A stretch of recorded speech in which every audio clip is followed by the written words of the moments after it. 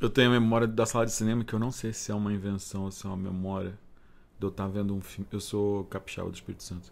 De eu estar vendo um filme em Vitória, num cinema bem grande, daqueles do século XX, cinemas meio palaciais.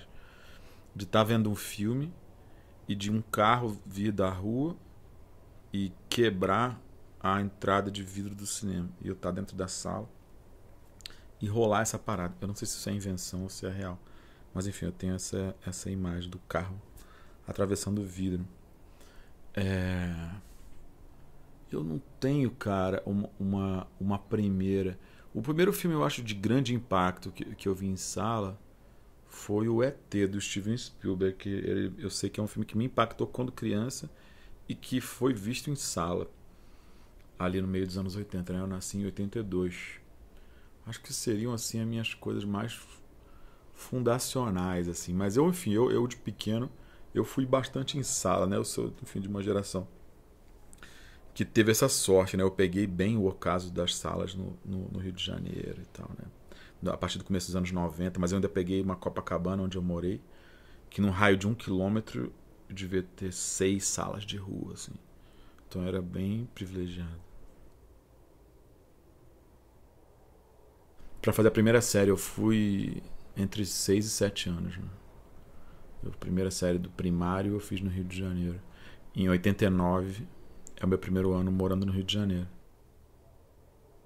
Em Vitória. Eu acho que é um cinema no bairro da Glória.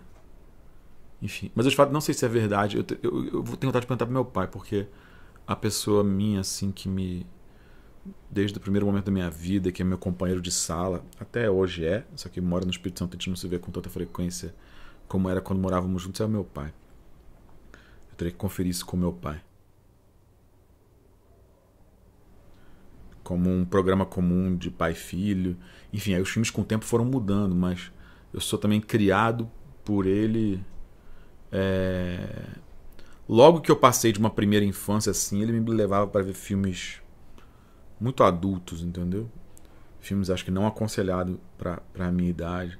Com 10, 11, 12 anos eu, enfim, via muita coisa, Oshima e enfim, me levava a coisas estranhas às vezes, uns Almodóvar dos anos 80 que eu não entendi algumas coisas, mas isso foi plantando uma semente e tudo em sala. Apesar do que, eu também sou de uma geração que pegou a videolocadora forte. Mas na videolocadora eu via outras coisas, eu via os. Talvez também o que eu não podia ver na sala, né? Os filmes de horror, os slashers dos anos 80, né? Sexta-feira 13, Noite de Pesadelo, essa linhagem de filmes. E por outro lado eu via Jacques Cousteau, National Geographic, tinha essas coisas. Enfim, e aí entravam outras coisas também, né? O John Hughes, né? Que foi uma coisa pra mim que eu nem sabia o nome dele, mas aquele conjunto de filmes foi importante pra mim a partir do Curtindo a Vida Doidada. E o Clube dos Cinco é uma coisa que me pegou muito intensamente como processo, acho que de construção de identidade e tal. Muito no começo. Enfim, aí foi vindo essa coisa. Aí lá no Rio, aí começa a ter essa coisa também do festival, né? Meu pai me levava no festival, no Estação, e via umas coisas malucas. Eu fui um pouco me acostumando a isso.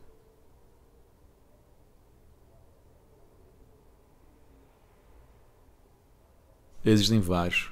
Porque, cara, pra mim é realmente de fase. Eu sou uma pessoa que se apaixona muito, né? E eu me apaixono por filmes.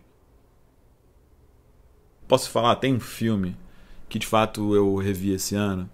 E ele de alguma maneira. Mas ao mesmo tempo é talvez o filme mais batido nesse sentido no Brasil. Mas eu vejo que ele me acompanha, inclusive, às vezes nos filmes que eu faço. no- Principalmente nos poucos filmes que eu fiz, eles têm alguma coisa que eu consigo perceber que emanou do Limite do Mário Peixoto. Tipo, que é um filme que eu estudei e fiz um grupo de estudos sobre ele, quando ele reaparece ali na época do Onde a Terra Acaba, no final dos anos 90, começo dos anos 2000.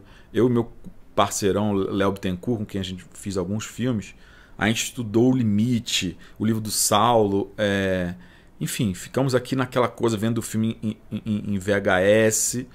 E aí eu vejo que ele tem uma influência muito grande sobre mim, em vários níveis, em relação a uma ideia de cinema brasileiro, em relação às operações formais, em relação a uma espécie de, sei lá, cara, uma modernidade brasileira, entendeu? Eu acho que o Limite ele tem uma coisa.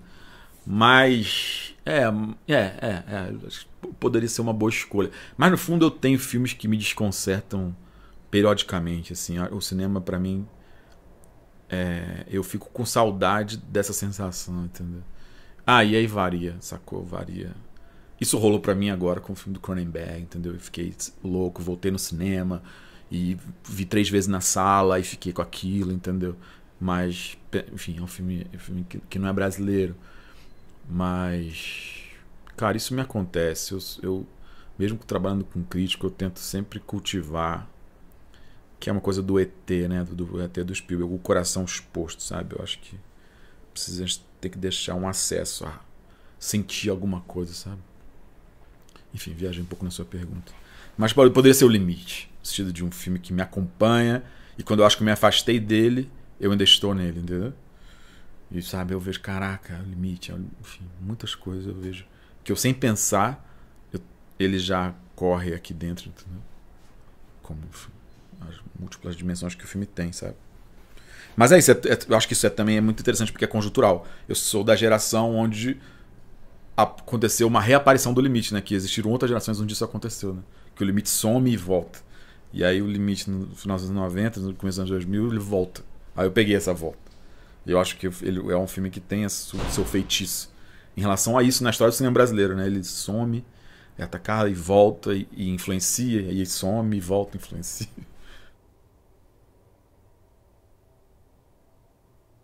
Mas é isso, cara. Eu acho que essas obras assim, de fundadoras, de referência, elas são uma espécie de, sabe, de monumento que você se referencia, pô, negativamente, positivamente, mas ela tá lá. Né? Um dos pés de alguma coisa.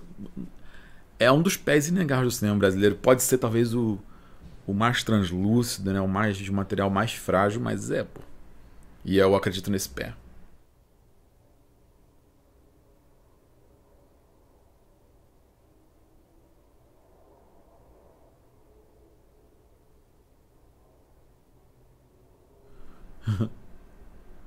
Engraçado, cara. Não sei dizer mesmo, porque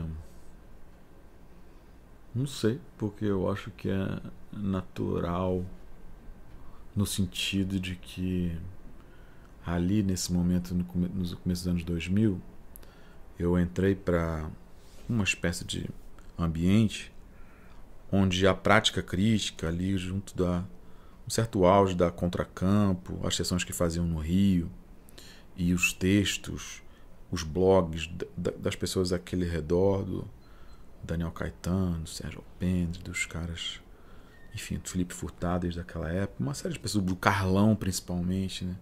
O Carlão acho que é uma linha forte em relação ao que é a forma dessa cinefilia dos anos 2000. Aquilo fazia parte da minha relação com o cinema, entendeu? Muito natural. E eu me interessava por aquilo e gostava de escrever. E aí, faculdade de comunicação, a professora falou que eu escrevi sobre um filme e o texto ficou bom. Aí isso foi se encaminhando, cara. E eu fui assistente de direção, tipo terceiro assistente no longa de 2005 do Joelzito Araújo, Filhas do Vento. E que foi muito bom, onde eu fui muito bem tratado. Assim, não foi nada traumático, mas foi objeto de uma reflexão pessoal minha sobre que aquilo, uma equipe de escala maior de cinema, não era uma onda que me interessava muito. Eu sentia que eu senti lá que o sentido do filme é difícil ele se manter vivo numa estrutura grande, entendeu? E aí, enfim, aí eu falei, cara, eu não sei se eu me interessava e me interessa em fazer filmes em alguma medida, mas acho que não aquilo, entendeu? E aí o que eu quero dizer? Aí tô lá na faculdade, vou fazer o quê, né?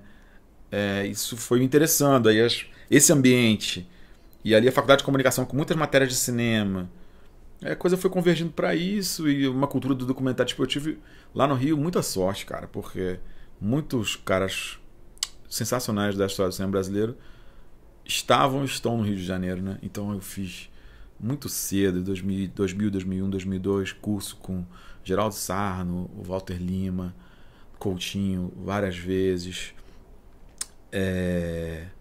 Cara, uma rapaziada muito boa, o Escorel. E, enfim, uma série de pessoas, cara, muito boas, brilhantes, na verdade.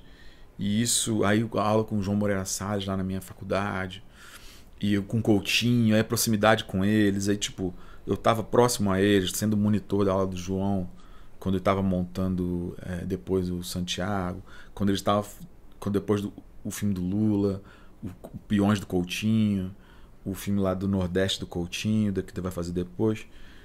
Então, tipo, porra, cara, eu tive uma sorte conjuntural enorme de estar perto dessas pessoas e um pouco conviver e habitar ali e me deixar contagiar. Então, tipo, quando eu vou escrever lá com o Carlos Alberto Matos, de 2006, entendeu? Esse negócio foi acontecendo durante os anos. Eu acho que se eu, sei lá, eu poderia fazer, sei lá, eu poderia ser assessor de imprensa.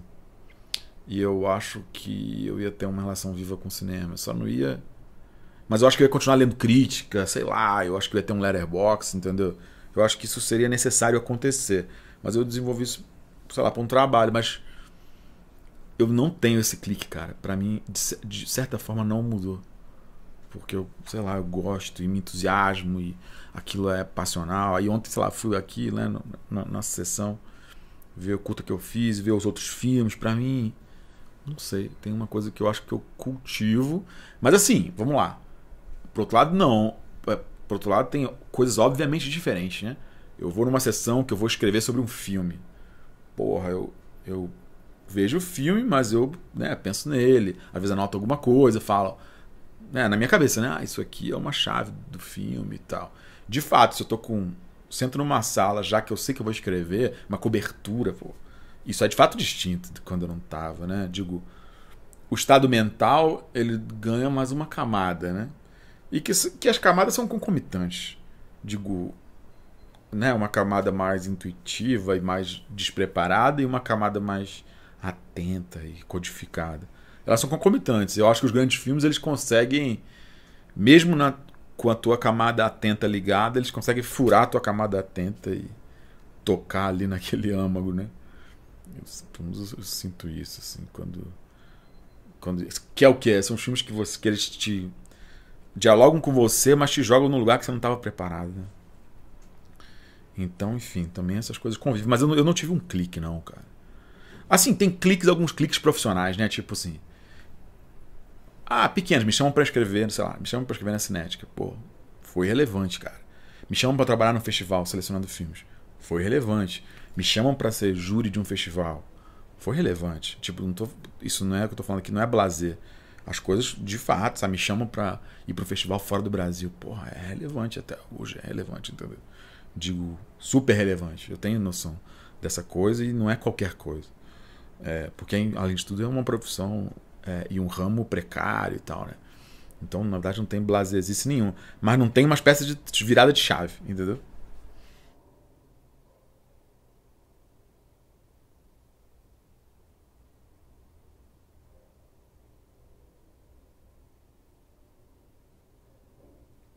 Nossa, poderia falar muito sobre isso, cara. Eu diria que nunca foi tão necessária o trabalho que a crítica potencialmente faz. Esse trabalho nunca foi tão necessário quanto agora, porque eu sinto que nossa sociedade, né, nossa sociabilidade, ela se misturou muito à produção de imagens, né, e tudo um pouco se performatizou, né. Você vê, tipo, o presidente do Brasil hoje, né, ele é tipo um performer, pô. Então, de certa maneira, eu sinto que hoje quase uma questão cidadã você ter ferramentas de leitura de imagem, entendeu? Para sacar o que está acontecendo, que aquele copo de leite significa uma parada, tipo assim, a comunicação política, ela se tornou meio hipercodificada e às vezes opaca e performática, de forma que o gesto de pensar e organizar a nossa experiência visual enfim, e de imagens em movimento se tornou uma coisa, eu acho, uma necessidade cidadã, pô. Assim, falando de uma coisa muito ampla, sacou? E ao mesmo tempo a imagem em movimento, né, que não passa nos cinemas oficiais, ela faz parte da vida de muita gente. E eu sou um entusiasta desse campo de produção, digamos, amadora, como, cara, como imagem de um país no sentido amplo. Eu acho que eu sou favorável a ver, enfim, intensas políticas públicas em torno também da análise disso, entendeu? E de historicização disso. Porque eu acho que o Brasil ele é muito bom nisso. Inclusive, eu acho que, por exemplo, grande parte da ponta da comédia brasileira, eu acho que hoje, do humor, da produção de cena de humor, eu acho que está, por exemplo, fora das salas de cinema. Mas, cara, eu acho que você já falou na tua pergunta, assim, eu acho que o cenário é cada vez mais pulverizado, né? Ele não é ao mesmo tempo menor, porque eu acho que deve ter milhões de pessoas falando no YouTube, mas você vê algo que sempre já existiu, mas que de alguma maneira hoje, com essa coisa de um capitalismo de nicho, se torna mais visível, que é os explicadores, né? Os explicadores acho que nunca estiveram tão fortes, né? Explico o final de Nope, explico o final de Bacurau, né? Isso, essa coisa do tutorial, uma certa cultura desse tipo de educação por tutela é muito forte, muito conhecido. E na medida que o capitalismo também amassa a vida das pessoas, elas ficam procurando alívio de toda forma, né? Então, o explicador ele também é uma espécie de alívio, né? E a crítica, ela quase tem uma ética um pouco de contra-alívio. Na verdade, ela até encontra o alívio, você até encontra o alívio quando você lê um grande texto e ele organiza a tua experiência de um jeito insuspeito, né? Isso é, em parte, um alívio quando a gente está angustiado com o filme positivamente. Mas a crítica, esse pensamento, ele tem uma coisa, um compromisso com... só botar o nó pra frente, né? Você não vai desatar o nó, né? Você vai mexer com o nó e colocar o nó no melhor lugar em relação a produzir alguma coisa, alguma ideia, né? Mas eu sinto que, em relação a esse período que eu estava falando, digamos há 20 anos atrás, ou 15, é uma baixa, eu acho, em relação ao que eu poderia chamar de cultura crítica. Por outro lado, eu acho que esse período, isso é uma coisa um pouco empírica, eu acho, talvez eu esteja viajando. Ele é, em certa medida, fora da... Ele foi um momento muito feliz em relação a isso, em relação à história do cinema brasileiro, entendeu? Como um ambiente crítico. Assim, é claro que isso não foi amplíssimo, envolveu toda a sociedade, mas de alguma maneira produziu-se comunidade em torno de filmes brasileiros, textos de críticos brasileiros, festivais que apareciam, tinha uma coisa ali em contato. E eu acho que isso, esses às vezes pequenos amálgamas é que produzem coisas. Hoje, enfim, por milhões de motivos complexos e às vezes nem tanto, esse tesão ele se arrefeceu, sacou? Porque eu acho que tinha um tesão. Eu tinha um tesão quando saía um texto e falava, misturado também com acesso aos filmes, né? Quando saíam, né, os textos da Contracampo sobre o filme do Karim Ainur, não sei o que, você via, né? Tinha uma coisa com aquilo ao mesmo tempo erótica também, interessante. Caraca, cadê? Hoje eu acho que isso não tem essa energia, sacou? Tanto que hoje eu sinto que aumentou essa ideia da crítica como... eu sinto que hoje a discussão sobre poder ela é muito mais presente e onipresente nas discussões sobre cinema e tal. Então eu sinto que a crítica, na medida que elas, nesse sistema atual, nesse momento atual, as pessoas estão ligando ela principalmente à ideia de legitimidade. Tudo é legitimidade, é lei. Você quer saber é um certo modelo jurídico do pensamento. É claro que existe esse mecanismo.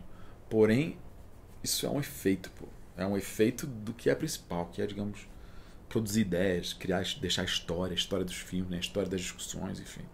É isso, mas a legitimidade, enfim. Então eu fazendo, né, porque eu trabalho, volta e meia eu tenho, cara, oficinas de crítica, coisas do tipo, sacou? Eu tenho contato com as gerações mais novas. E é fogo, cara. Eu acho que pra eles, eu sinto que é um pouco mais difícil, bicho. Essa coisa do exercício crítico, assim, porque estão vindo as gerações, cara, que são muito autoconscientes. A galera muito nova, eu dei sorte nisso. A galera muito nova tem uma espécie de imagem de si, ou uma reputação, pô. Você com 20 anos tem uma reputação. Então, porra, eu, sabe, escrevi muito texto merda e isso é importante, entendeu? Passar e fazer e ser tranquilo. Aí um moleque escreve o primeiro texto numa oficina comigo com 18, 19 anos, fica se tremendo que vão ler e vai, entendeu? Tipo, então, enfim, até dando uma oficina de crítica eu fico pensando métodos de desarmar essa espécie de atenção egóica, mano, que a geração dos 20 tem muito. E isso contamina tudo, né? Contamina o festival que a gente tá, contamina a discussão sobre os filmes, contamina os textos críticos, contamina a inflação da ideia de curadoria hoje, entendeu? Porque é um ambiente egóico, pô. Então ele precisa desses os organizadores, enfim, esses capitães, entendeu? E tudo é um pouco heróico, né? Eu sinto que com todos os limites que esse momento anterior tinha, esse tom era menos inflado. É engraçado. Assim, e é claro que tinha os limites que a gente pode supor, né? Que é um ambiente da crítica e da cinefilia super masculinista e tal, né? Ele tem limites muito evidentes. Porém, a estética mesmo dessa sociabilidade era um pouco distinta. Era baseada em outras coisas. Sabe?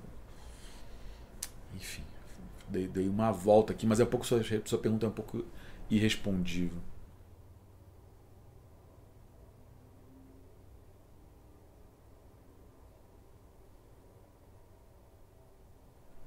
Eu estava vendo o nome de um livro de autoajuda outro dia na farmácia aqui. Eu acho que é a força do hábito também, sabe? Tipo, às vezes, tudo que a gente paranoiciza se aumenta, né? Produz uma sombra muito grande. Então, ao mesmo tempo também, quando a gente... Várias vezes eu quebrei isso por questões óbvias, às vezes profissionais, e não foi esse pesadelo todo. Então também tem um lado de... E, por outro lado, eu acho que tem muita gente desejando isso, até talvez não tão formuladamente, mas, velho, é claro que as pessoas desejam isso, cara. Porque conversar abertamente sobre as coisas é um prazer indescritível, pô, porque aí você solta o que você sente o outro. É tipo, uma conversa travada, nossa, ela é desagradável, pô.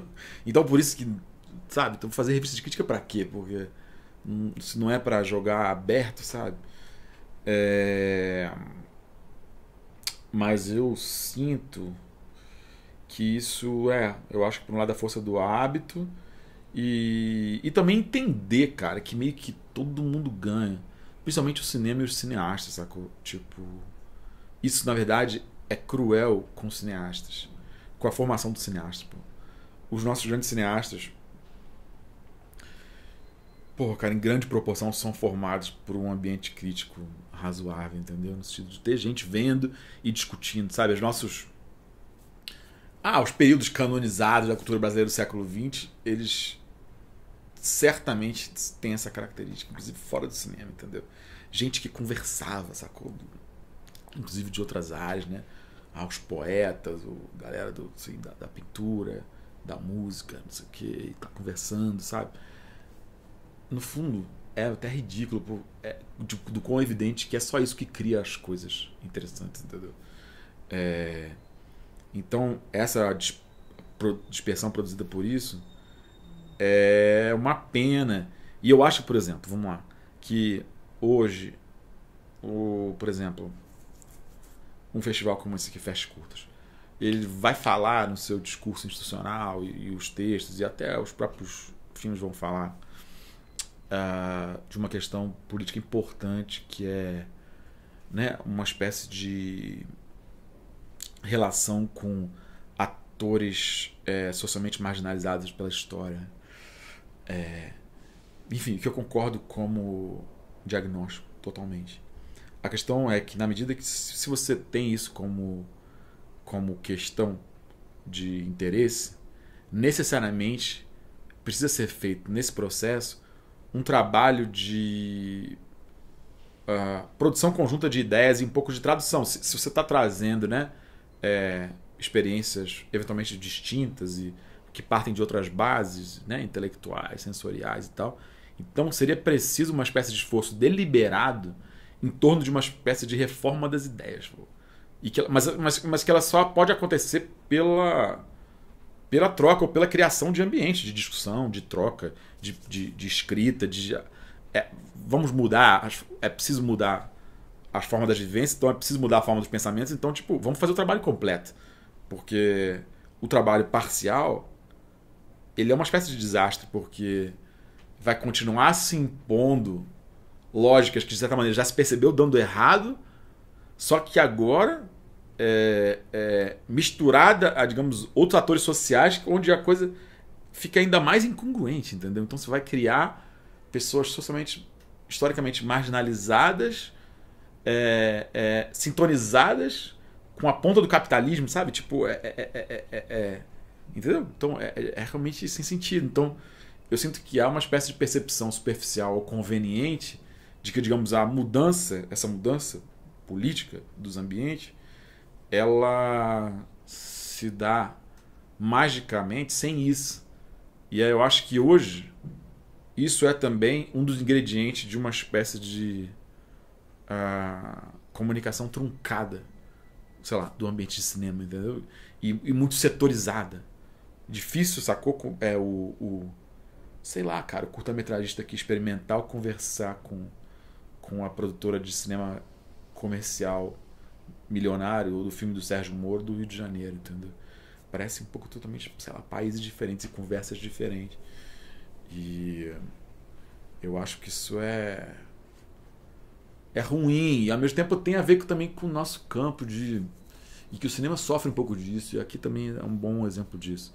Aqui o Fast Curtas, tipo assim, existe uma questão política hoje, isso é razoavelmente recente, e uma espécie de confusão conveniente entre uma espécie de política simbólica e uma política material. Enfim, aí tem essa coisa liberal de que os conflitos da sociedade, um pouco, se os filmes resolverem, eu não sei se as pessoas acham que os conflitos vão ser resolvidos, mas no mínimo a sensação delas sobre esses conflitos melhora, sacou?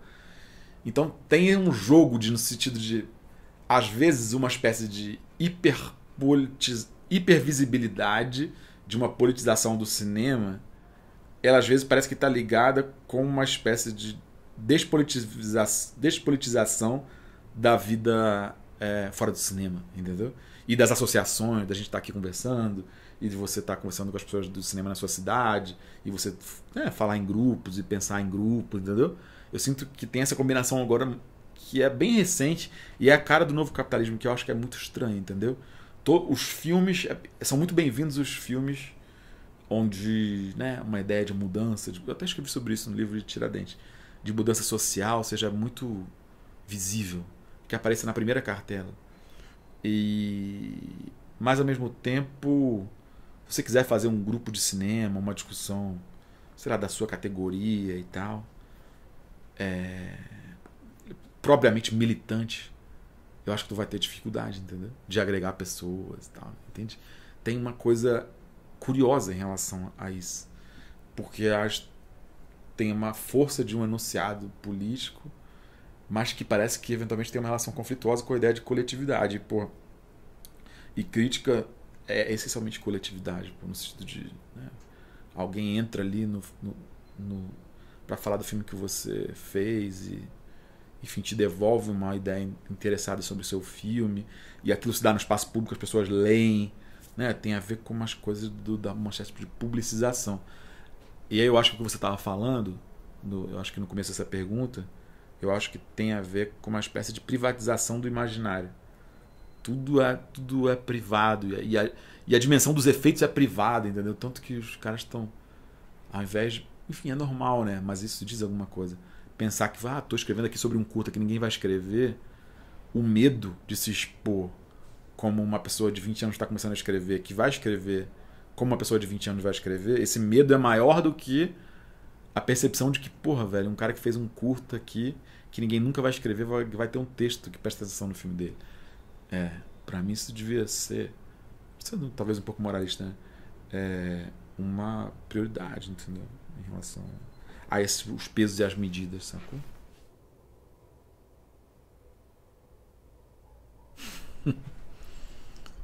Cara, teve uma retrospectiva do Jan Rush no É Tudo Verdade. Eu acho que é 2004, 2003. bem no boom desse momento que eu estava te descrevendo. Do Rio de Janeiro, com os centros culturais, com programações interessantes, o É Tudo Verdade, com retrospectivas muito interessantes e tal. Eu fui muito formado por isso. E aí é isso, era um mundo também onde às 10 da manhã, num dia de semana, um ingresso para um filme etnográfico do Jean Rouch esgotava. Entende? Todo mundo ia comprar. Eu acho que hoje isso é mais difícil de acontecer, eu suponho. E aí eu fui para lá, eu cheguei e o ingresso do filme, que era à tarde, já tinha esgotado, porque as senhas eram distribuídas pela manhã. Eu acho que era o Petit a Petit, mas eu não tenho certeza. Talvez eu tenha escolhido na minha memória isso, porque é um filme que é fundamental para mim, pouco a pouco, do Rouch. E aí, cara, eu tive a brilhante ideia, e eu não costumei fazer isso, assim, de estelionato e tal. Eu peguei a senha de um amigo, e isso era no centro da cidade, lá no Rio. Eu morava no Leblon, cara, então eu andei uns 50 minutos de ônibus, fui em casa, eu não sei onde é que eu escaneei, cara. Não foi fácil fazer, mas enfim, eu criei uma cópia era um papel vagabundo, assim. E voltei lá pra ver o filme, com ingresso falso. E aí, na hora de entrar, uma espécie de bilheteiro do CCBB reconheceu o ingresso falso, falou, olhou assim e falou, eu falei, me ferrei.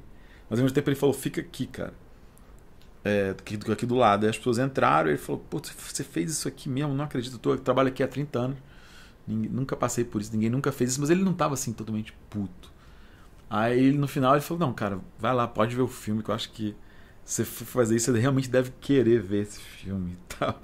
Mas enfim, eu usei nesse texto do qual você leu, acho como exemplo de uma cultura que mudou um pouco, entendeu? Eu sinto que havia uma comunidade para isso, entendeu? Para ver um filme do Rouch de manhã numa quarta-feira, entende? Eu sinto que isso ali produzia alguma mínima comunidade, assim. E aí eu tinha aí meus 20 e poucos anos e enfim, tem essa história um pouco engraçada que rolou lá com o bilheteiro do CCBB, onde eu falsifiquei o ingresso para ver um filme do Jean Rouch. Enfim, e acho que foi bom, foi justo conseguir ver, né? Afinal funcionou. Mas fui pego no meu golpe.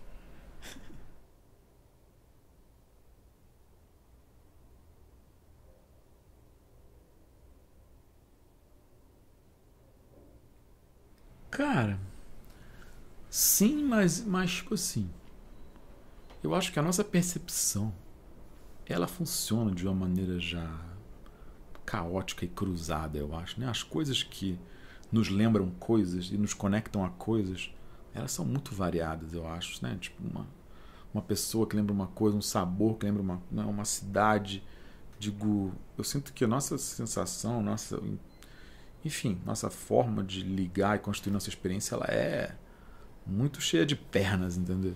E a história do cinema é evidentemente, para mim isso é difícil de argumentar contra, né? Inclusive, o que se chama cinema tem fronteiras discutíveis, né? Quando que começou, não tem lá os Lumière, mas tem, né, as cronofotografias, todos aqueles aparelhos óticos, enfim, aquilo tá ligado a mil coisas, né? Ao circo, à feira, e depois vai pro teatro, né?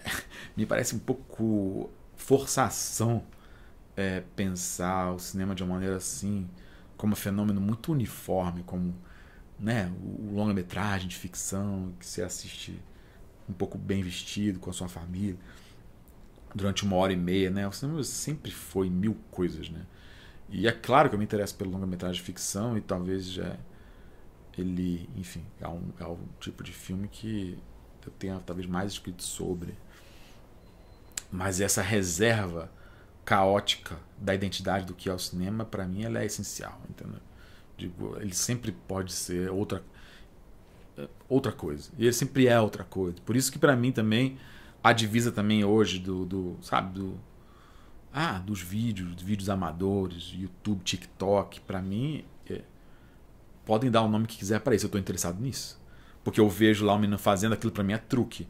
Truque que é circo, truque que é cinema e que é, né, e que é Buster Keaton, que é Oscarito, os meninos fazem aquilo tá materialmente relacionado a coisas que rolaram no cinema, entendeu? De fazer coreografia e sincronia, desincronia, enfim, são coisas do cinema. Então, para mim, isso é materialmente evidente. Mas, ao mesmo tempo, enfim, até nesse texto que você se referiu, Eu falo um pouco disso, que em algum momento eu percebi que eu não, o que eu teria para oferecer como trabalho de pensamento não é um pensamento da especificidade, porque eu não sou, em relação a outros colegas meus e colegas minhas, uma espécie de máquina louca de ver todos os filmes do passado, assim, sabe? Tipo, eu tenho vários... Se a gente for fazer um check, assim, de filmes da história do cinema, assim, eu tenho uma boa quantidade de essenciais, assim, que eu não vi. Mas, ao mesmo tempo, né, a gente faz o que a gente pode com o que a gente tem, né? Então... Mas o que eu quero dizer? Eu vi que essa espécie de cinefilia histórica, assim, de até escrever textos que falam esse filme tem a ver com esse, tem a ver com esse, tem a ver com esse, o que eu acho uma coisa muito interessante. Mas eu vi que eu não seria a melhor pessoa para fazer isso. Eu, pessoalmente, percebi que eu consigo mais, de uma maneira mais, acho que fértil, ter insights e fazer ligações um pouco mais insuspeitas entre as coisas. Tanto que, enfim, eu estou aqui no festival com um curta que é bastante sobre música. E, enfim, e pensado metodologicamente, pensando música, sabe? Tipo, eu fiz um curta que realmente, e te digo assim, com muita sinceridade, ele não se inspira em filme nenhum.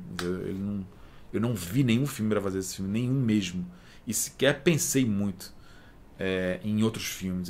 As ideias deles todas vieram, enfim, de uma questão de performance e de música popular brasileira, entendeu? Então, eu vejo que é isso que eu posso oferecer, até por pensar em parte como você, assim, que existe esse nicho razoavelmente, de uma escala bastante razoável, de uma ideia de cinema mais endogâmica, né, voltada para dentro. Então, acho que o que eu posso oferecer à minha comunidade é talvez uma outra coisa. Mas no fundo é isso, é um exercício para dentro e para fora. Eu vejo que eu tenho uma certa tendência, né, sei lá, de fazer isso, que eu até luto contra, não no sentido de acabar com ela, né, mas a gente, sei lá, tento equilibrar, assim, às vezes fazer textos um pouco mais relacionados ao próprio cinema e tal. Mas tem a ver com a minha trajetória profissional também, cara. Eu já trabalhei com o pessoal de teatro, eu amo, bicho, ter outras conversas, sabe? Qualquer conversa pra mim, quando se cristaliza muito, ela é desinteressante pra mim. Eu tenho pavor de falar as mesmas coisas e de achar as mesmas coisas. Então isso também é um dado de personalidade, sabe? A gente sempre achou isso, e conversar com uma pessoa e falar a mesma coisa. Eu quero sempre pensar outra coisa. Aí essa outra coisa tá em outros lugares, tá em qualquer lugar, né? Tá em onde a gente achava que não vai estar. Então isso é um exercício para mim ético, assim, sabe? De deixar sempre... Que tem a ver com a crítica também, pô. Uma espécie de espaço aberto para o inesperado, sacou? E aí o inesperado aparece onde não é esperado, né? Então, tipo... Mas sim, sabe? É isso. Eu já trabalhei em teatro, já fiz coisas com o pessoal de performance. E, inclusive, a minha formação, cara, assim, eu tenho uma grande admiração por alguns críticos brasileiros, assim, que a gente tem uma história foda. Enfim, principalmente o Paulo Emílio, mais o Avelar, o próprio Bernadette, Maurício Gomes Leite, a Gilda Melo Souza, enfim, uma galera que escreve muito bem. E tirando as pessoas mais jovens da minha geração, que eu acho que devem pouco aos nossas grandes figuras da crítica. Mas, para te ser sincero, eu sou muito mais influenciado por crítica cultural de outras artes, assim. São coisas que me pegam mais, me influenciam mais, tipo o texto pra mim, pô, do Nuno Ramos sobre Paulinho da Viola, tipo, esse tipo de abordagem que eu acho que tem uma certa, pensando no caso do Nuno, uma espécie de sensibilidade conceitual para as coisas, né? Tipo, entender um objeto artístico como como produtor de ideias, pô, e sacar qual é o coração das ideias e se relacionar com isso. E aí no nosso meio mais do cinema, a coisa da resenha, sabe? De uma coisa, o roteiro é bom, fotografia boa, não sei o quê, sabe? Isso meio que não me ensina nada. Ou por outro lado também, que tem muito a essência do cinema e tal. Tipo, cara, eu tô cagando pra essência do cinema.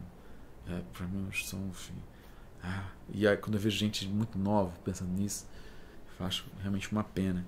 Eu tô interessado pra onde vai, entendeu? O que tá acontecendo, e como que as pessoas veem filmes, como é que é ver, né, sei lá, pô, um longa no celular, como as pessoas veem, ou ou se veio um longo, e agora a sala de cinema, né, tá também deixando de existir daquela maneira.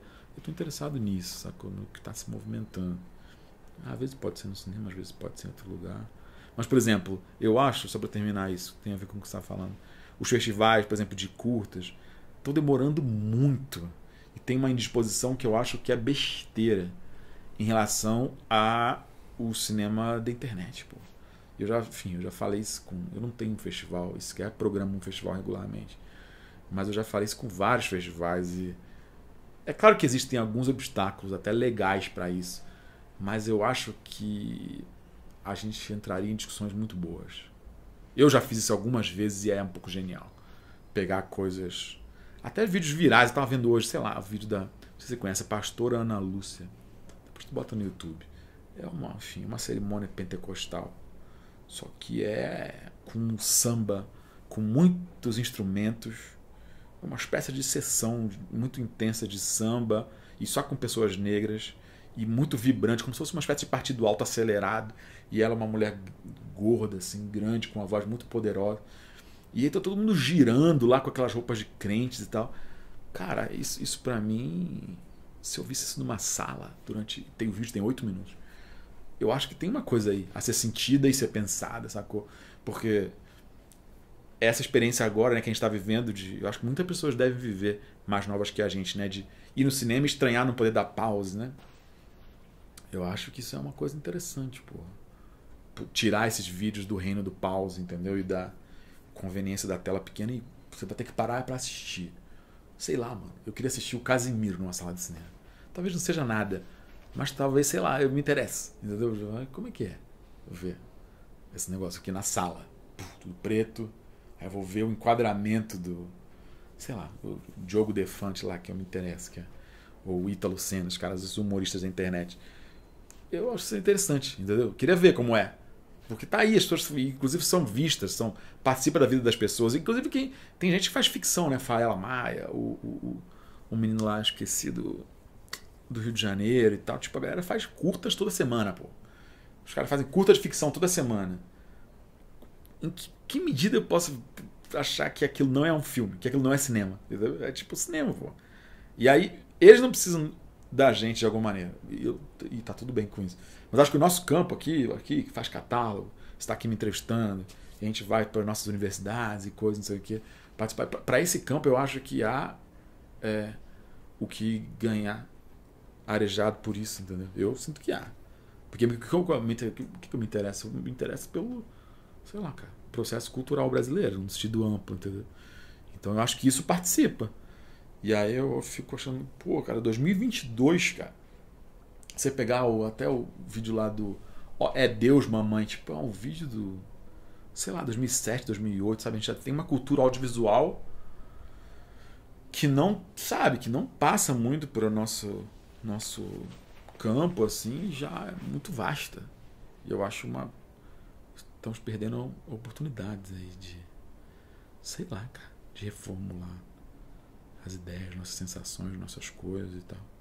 A gente tem um cinema popular aí gigantesco, ignorado. Eu me interesso. Mas enfim, mas eu vejo que tem obstáculos institucionais. Mas sabe, de ter um programa aqui na porra do festival, entendeu? De a gente assistir. Qualquer um pode fazer junto ali 7, 8 coisas, a gente assistir. Talvez seja horrível, mas horrível várias sessões de curta são, normal que sejam, né? Então, tipo... E talvez não dê pra cobrar ingresso, porque tá no YouTube e tal. Mas aqui também não cobra ingresso, né? Tipo, então, sei lá. Acho que o que eu falei um pouco sobre essa tendência centrífuga. Das coisas que me interessam.